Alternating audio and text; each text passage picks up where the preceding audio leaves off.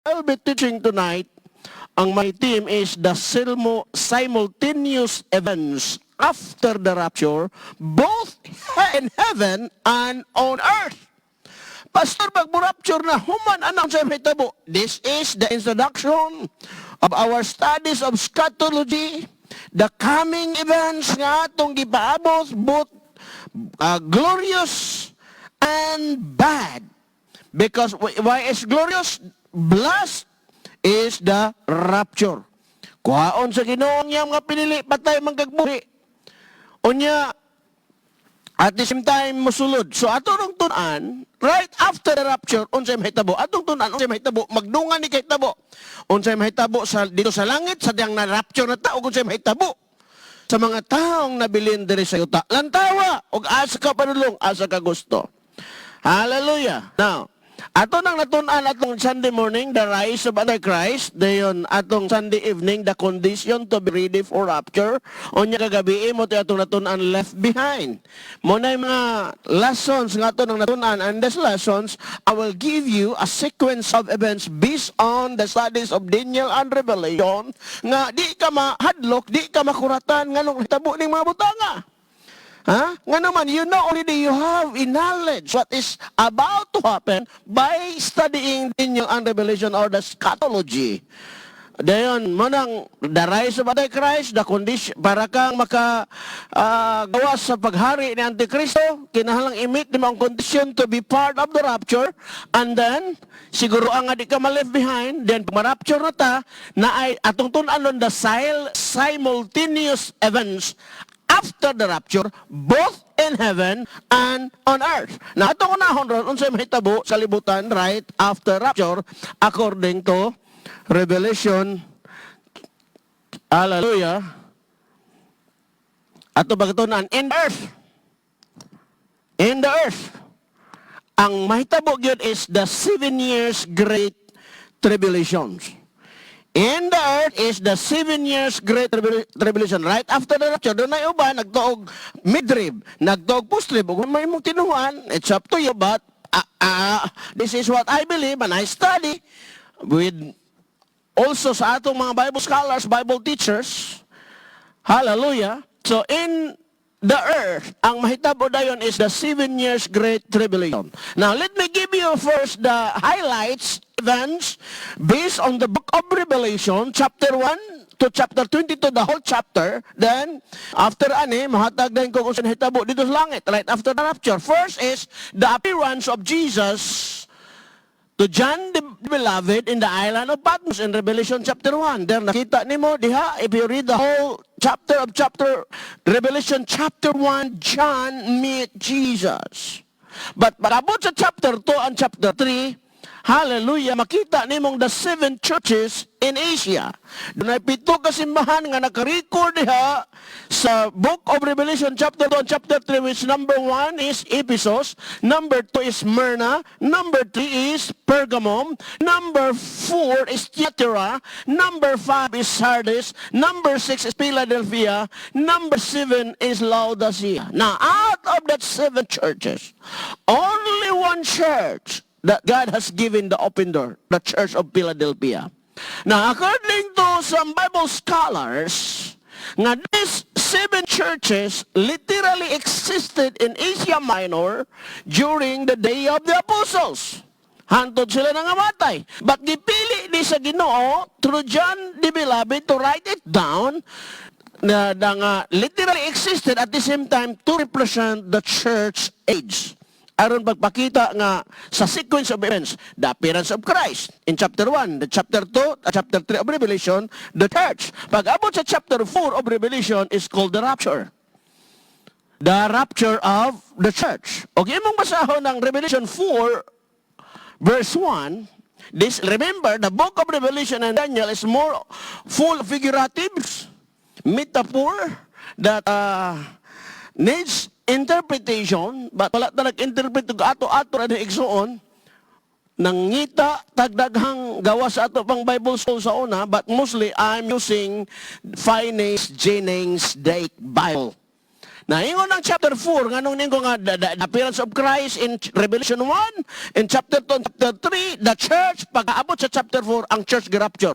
But pero lang taon ni mo is dyan, may giingnan sa Ginoo nga, dali sa ka. Ingon diri, and after this, I look. What's after this?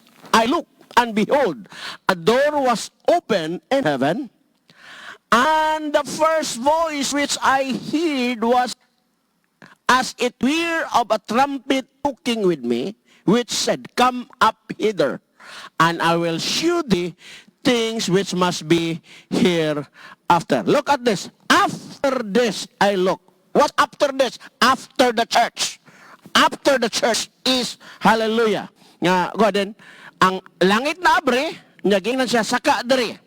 That's two meaning. Si John literally went to heaven so he can write what he has said in heaven, masulat niya. At the same time, ang ikaduhang meaning is the church. Dali, saka na mo. Then come up here, and I will shew the things which must be hereafter. Now, listen carefully. Hinahinayon na ito ni Sas, kung nag-ingon, the major subject in theology is Daniel and Revelation or eschatology. Ang ingon, things which must be hereafter. It means, after the churches or after the rapture of the church.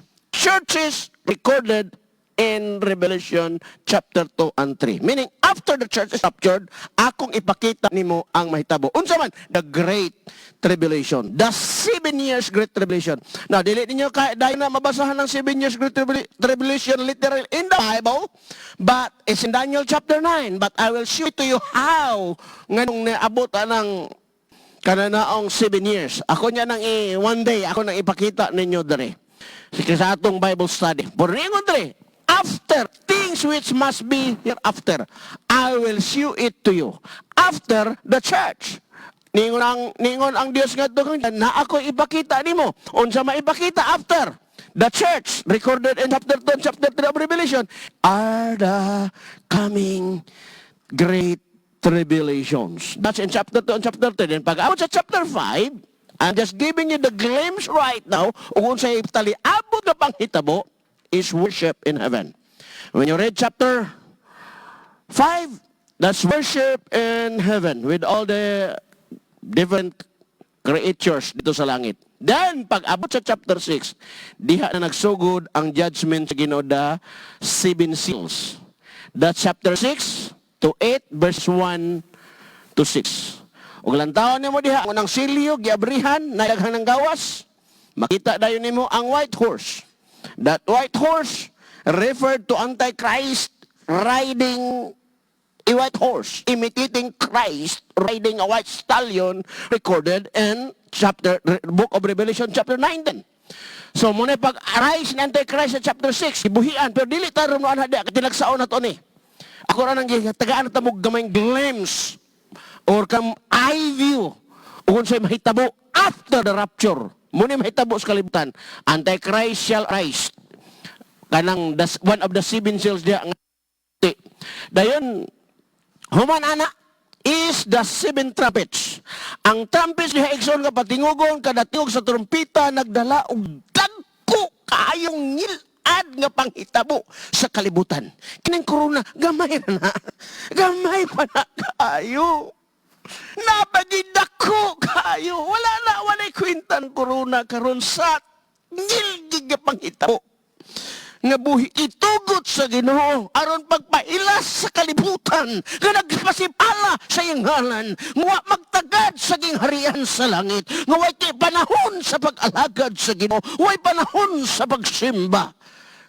Kanalang nagikan lang dana ng 7 seals and then the 7 trumpets, and every trumpet sounded mga ngilad nga panghitabo atong pagatun-an sa taliabot. Dayon, that's a record chapter 8 verse 7 to chapter 11 verse 15.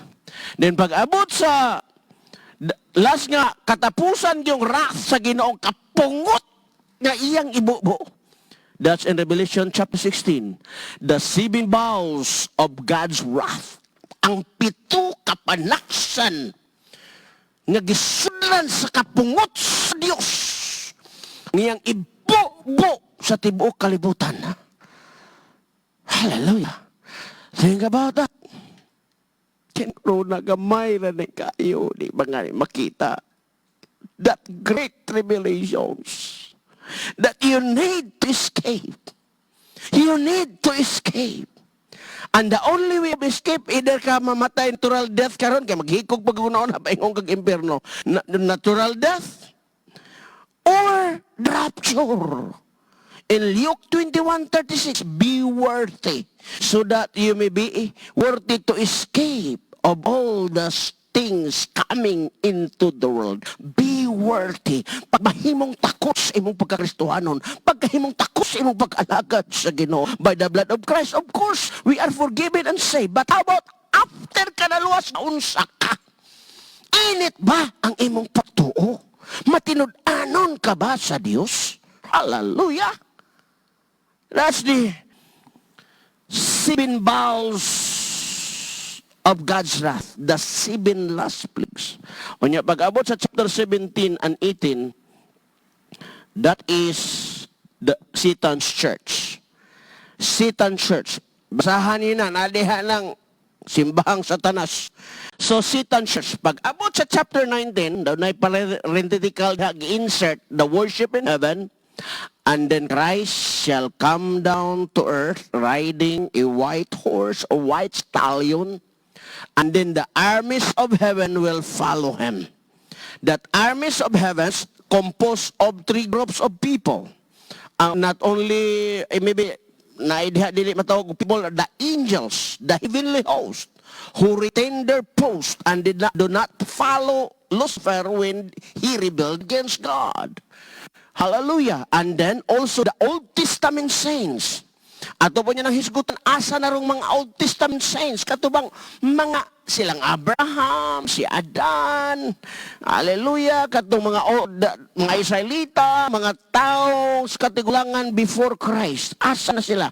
Manaog sila uban kang Kristo and the raptured church. Kung ikaw ako madala, manaog ka kuyog sa Ginoo in this chapter 19 beginning verse 11.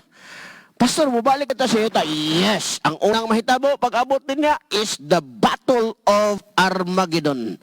Is the 2 types of battle, the demonic spirits and the heavenly host and the natural army. Hallelujah, nga gi-consider nila nga the armies of the world, that sleeping giant, according to some Bible scholars, that would be Russia, China, will attack Jerusalem. Hallelujah, but at that time, God will intervene, that it will not take long.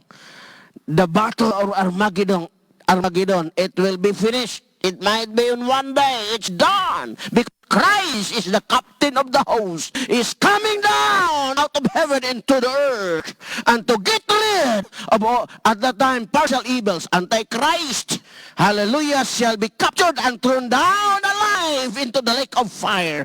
And the beast, which is the false prophet, will be thrown down alive into the lake of fire. And then Satan shall be bound on the bottomless pit for 1,000 years.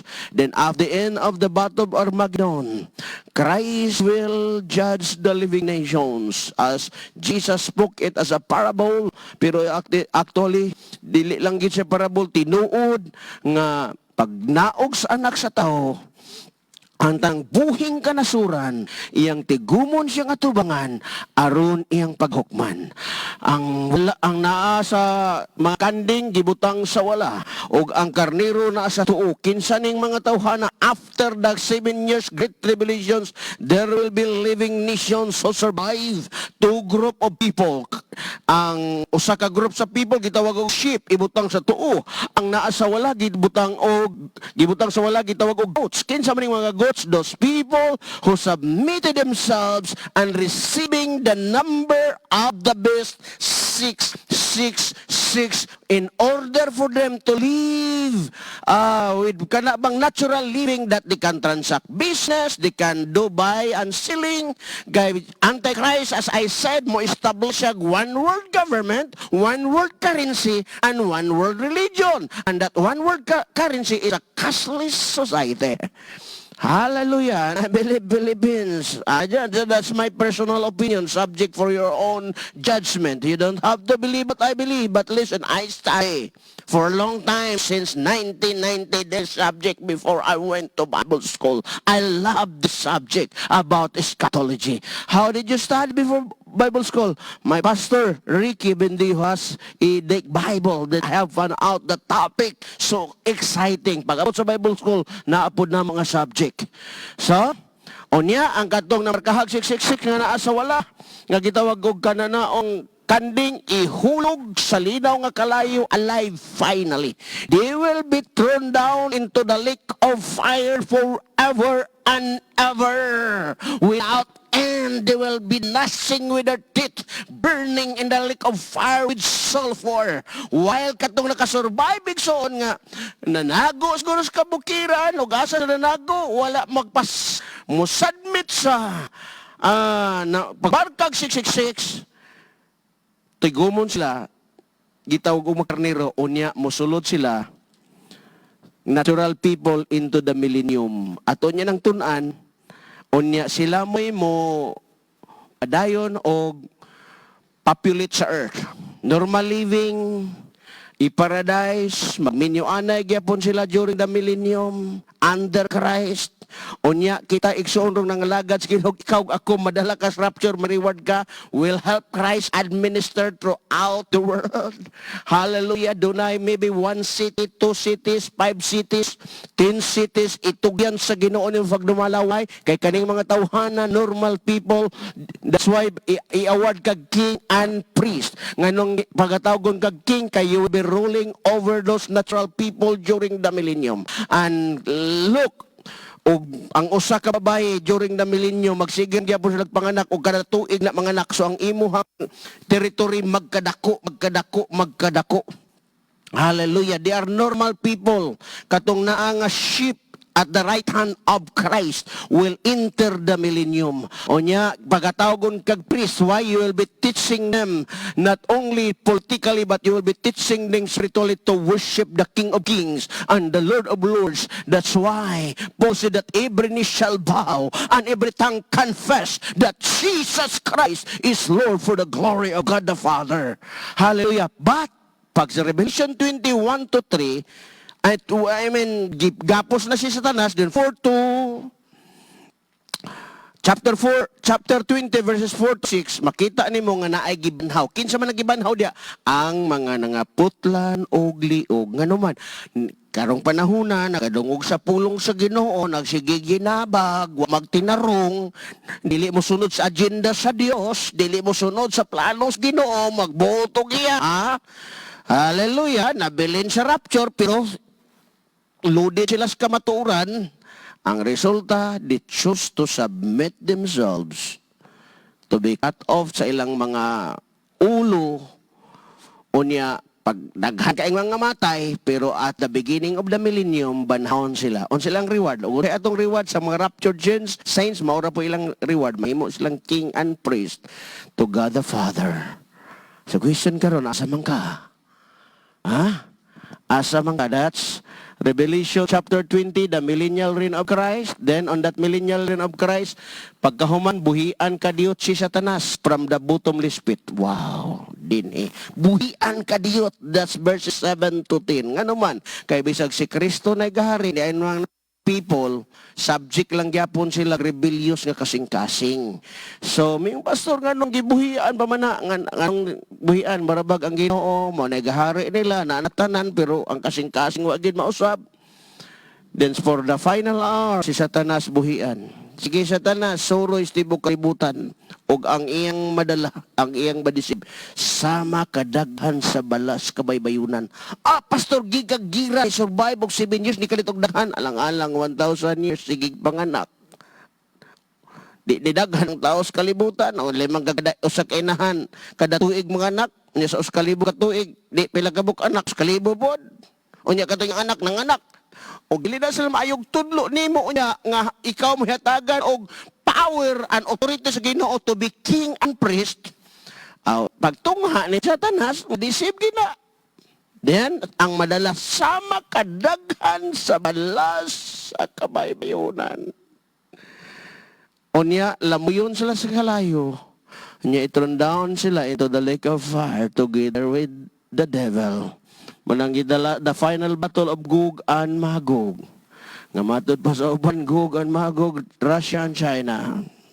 According to their interpretation. Then after the final judgment of all the wicked, that's Revelation 20:11 to 15. Ang tanang nangamatay nga walay Dios, gikan from Edom after the end of the millennium, banahon sila. Hatagan og last chance, dili para maluwas, but as part of God's due process, right after that, sa mga tao nga walay Kristo, diretso sila sa impierno, ang ilang kalag, ilang lawas, tuwa sa minteryo. Ang uban siguro, tuwa, gipangkrimit na. Ang uban, tuwa pa sa kadagatan. Kay nangalunod, nangalumos, wapahikit, dito sila banhaon. Unya, mo reunite ang ilahang espiritu kalag sa ilang resurrected body. Unya, matubang sila sa final judgment. Listen, on that judgment, wag giusang naluwas. Nga naman, gipasabot sila sa Ginoo, why they will be punished in the lake of fire forever and ever. Question, ikaw, asa ka? So, gihatag ra ko niyo ang sequence of events, glimpse, pero ato nang tinagsaon in a coming days. Atong Word of Truth live stream Bible study. Samtang lockdown pang mga churches tungod sa aning napay threat sa corona. We have to submit momentarily to the government. Basta di pa si Antichrist. But I believe rapture shall happen before Antichrist shall surface. Anya, humanas final judgment, that Revelation 21 to 22 is the eternal kingdom of God.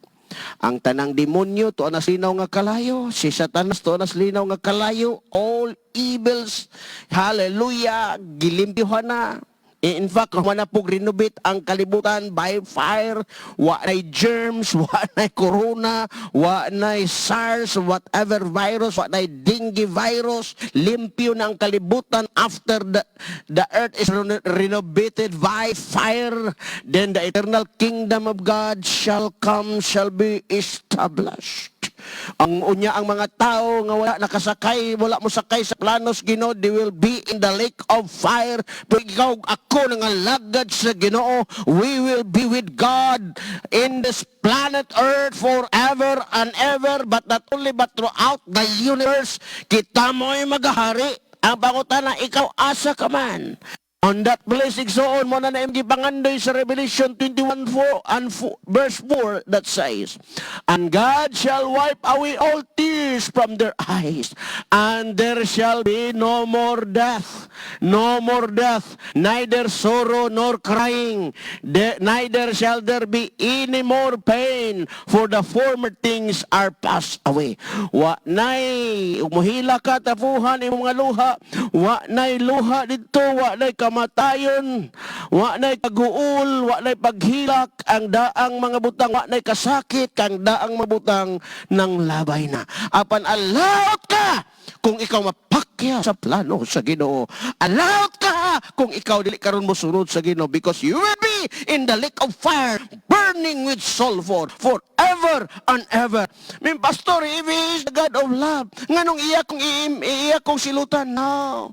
O, dili ang Ginoo mo dala nimo dito sa lake of fire. It's you. God has prepared His plan for the eternal kingdom, but it's up to you to make a choice today to accept Christ as Lord and Savior and give all your being, your soul, body, and spirit unto the King of Kings, and receive the forgiveness of your sins purified by the blood of Christ with genuine repentance, and then you are saved. Din ako man, anak, pagkinabuhing tarong to be qualified for rapture. And when the trumpet shall sound before Antichrist shall surface, kung pubatay na ka, banahon ka, kung buhi pa ka, twinkling o banahay, tagaan kag lawas nga pagkadunot, unya sa gawon ta, sa kapanganuran, aron sugat ni Kristo di as kanginan, unya dalon natang Kristo dito sa iyang trono sa amahan, dito ta sa langit, muatubo.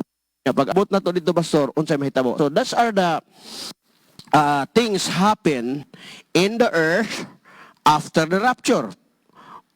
Pila, Pastor, ganang Great Tribulation, at least according to the Bible, 7 years. Hallelujah. Ang Ginoo may 7 years, 7 years gina, di gina masayop.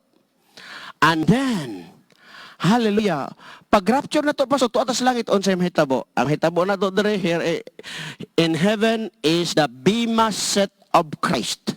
Bema seat of Christ or judgment seat of Christ. Listen to this. Aning panahon na, the venue is heaven. You will be facing before the Lord. Ang venue after the rapture is judgment. Unsa nga judgment? Bema seat. Apan dili maghisgot og langit bakag dili kay tuwa na ka sa langit. Di maghisgot og luwas bakag dili because tuwa na ka sa langit. Ang kaluwasan is today. Today, imong isettle down luwas bakag dili. Today, accept Christ as your Lord and Savior, repent of your sins, and give your heart to Jesus, then pagkinabuhing tarong. Kung ma-open na nagbalik ang kasimbahanan aron sa pagsimba, I invite you to be faithful in worshiping God, and then to be faithful in preaching the gospel. Be faithful in supporting the church. By all means, maybe also in your finances, because ikaw may gamiton sa Ginoo aron mapropagate ang iyang gospel. Unya, tanan imong buhat, samtang nangalagad ka Ginoo, maghusay dito sa langit. And letter A, everyone who is part of the rapture shall appear before him. As recorded in Romans 14:10 to 12. Mu appear ta ngadto sa Ginoo, mu pakita ta dito sa Ginoo sa amahan. Mo nang ipresenta dito para unsaon? Hukman. Unsay hukman? Dili para malangit ang impierno kay tuwa na kas langit. To determine langit bagag dili karon. Dawata si Kristo nya be qualified to be raptured. How? Live a life. Gihatag na ko inyo tungkol conditions to be ready for rapture. Unya avoid to be left behind sa rapture. Unya pag ma-rapture na ta, moatubang ta dito sa Bema seat of Christ, the judgments of Christ. Akong balikon ako, sige, para imong masabdan. Then memorize the sequence of events. Ang Bema seat of Christ, dili maghisgot og kaluwasan, maghisgot og reward. So, ang unang mitabo, everyone who is part of the rapture shall appear before him. Romans 14:10 to 14, 10 to 12. You then, why do you judge your brother or sister? Or why do you treat them with contempt?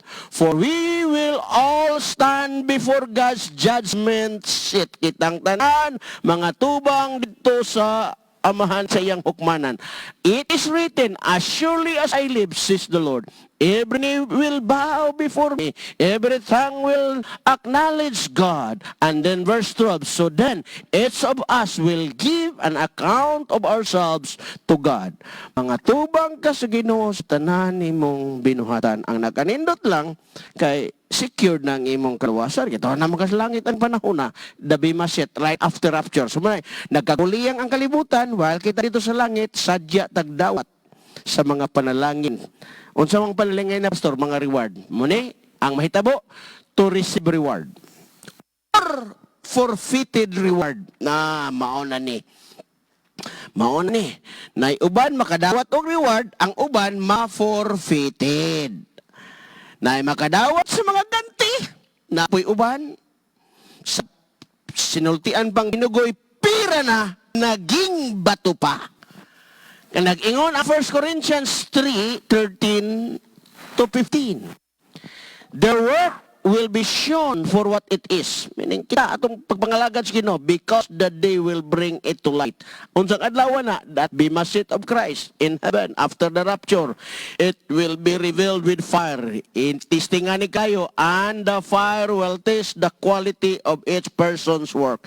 Meaning, ang tanan nimong binuhatan, ibutang sa kalayo.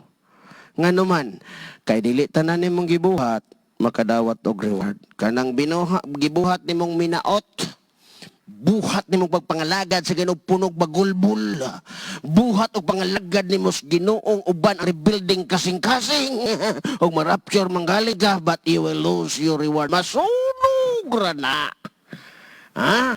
Onya pag-abot sa verse 14, if what has been built survives, the builder will receive a reward.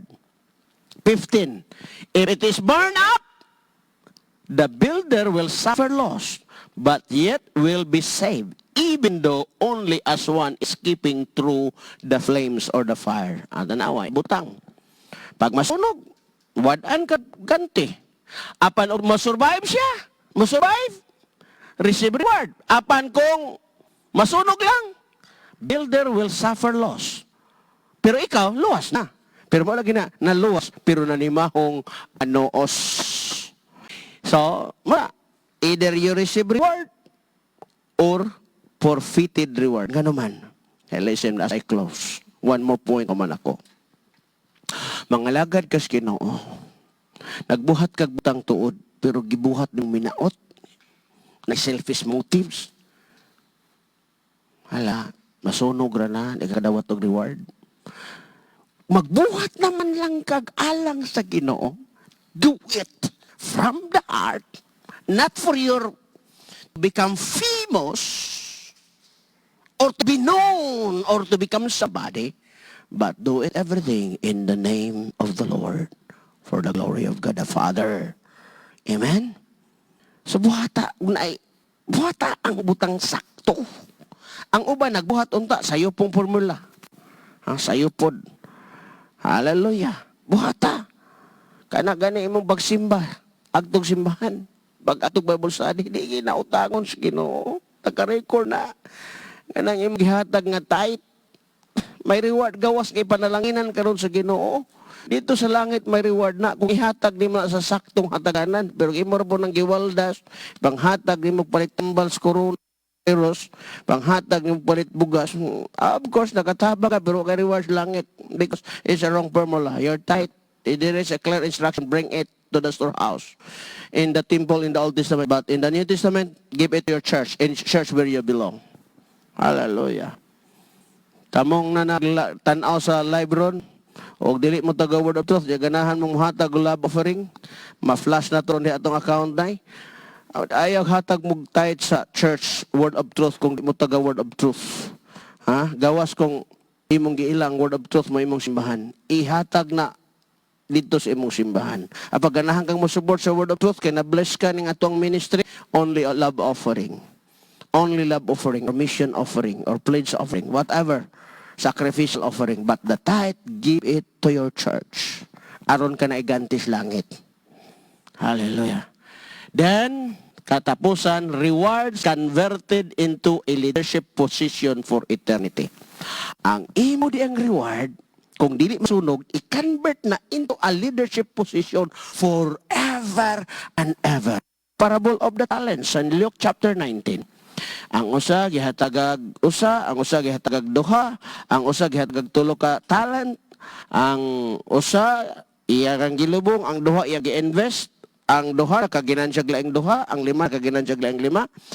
Unya ni balik na ang master, maghusay na. Unsay giingon sa verse 16 sa Luke chapter 19, the first one came and said, "Sir, your mina or talents has earned 10 more." Nakaginansya siya aglain. Unsay tubag sa master, "Well done, my good servant." His master replied, "Because you have been trustworthy in a very small matter, take charge of 10 cities. Kanus-am ng 10 cities ni mo dawaton in the millennium. Pag human sa millennium, then will continue throughout eternity. Then ang imuhang pagka-king, mag-enlarge kay katong nakasurvive sa 7 years Great Tribulation, katong karnero nga nasa tuo, musulod sa millennium. Unya katong nakasurvive sa millennium nga wala ma-deceive ni Lucifer, ni Satanas, musulod sila sa eternity. Normal people, magminyo-anay, ato niya nang hisgutan. Magminyo-anay, gyapon sila. Kaya ang plano sa Dios ngadto kang Adan, nga punon ang yuta, wa pa na masugdi, na pun lang. Ano man, kaya ang gusto kinang mupuno sa yuta, mga good people. Pero look right now, karaghang tao sa kalibutan, wala na mo qualify. Pero out of this wicked people, God will preserve a remnant. Will preserve a remnant. Nga nabilin sa rapture, mo survive, o niya nahimong karnero na sa tuo, musulod sa millennium, o niya nakasurvive sa millennium, normal people, musulod sila sa eternity. And then, Kita nga mga redeem na, maoy king and priest nila. Why king? Because they are normal people, they need ruler. Why king? Why priest? Because they need teaching of God's word, and they need teaching how to worship God because they are normal people. To God be the glory. That's your reward converted into a leadership position forever and ever. Because di ka mahimong hari og kay trono, di ka mahimong hari og wala kay crown, di ka mahimong hari og wala kay territory. That's the reward God has prepared for you. Be faithful. As I close, listen to this. Therefore, not giving up, meeting together, as some are in the habit of doing, but encouraging one another, and all the more as you see the day approaching. Hallelujah. So magpaampo ta. Pero mao ni, magsige pa karog kahadlok diha ang virus. Magsige paminaw anang news, matarantar na lang ka, it will cause unnecessary panic. Listen to the word of God. It gives you hope. It gives you assurance. It gives you trust that God is with you. Nga igo ra nang makita sa imong mata, apan di na makaabot nimo, kay ang Dios uban manimo, uban nako. Amen?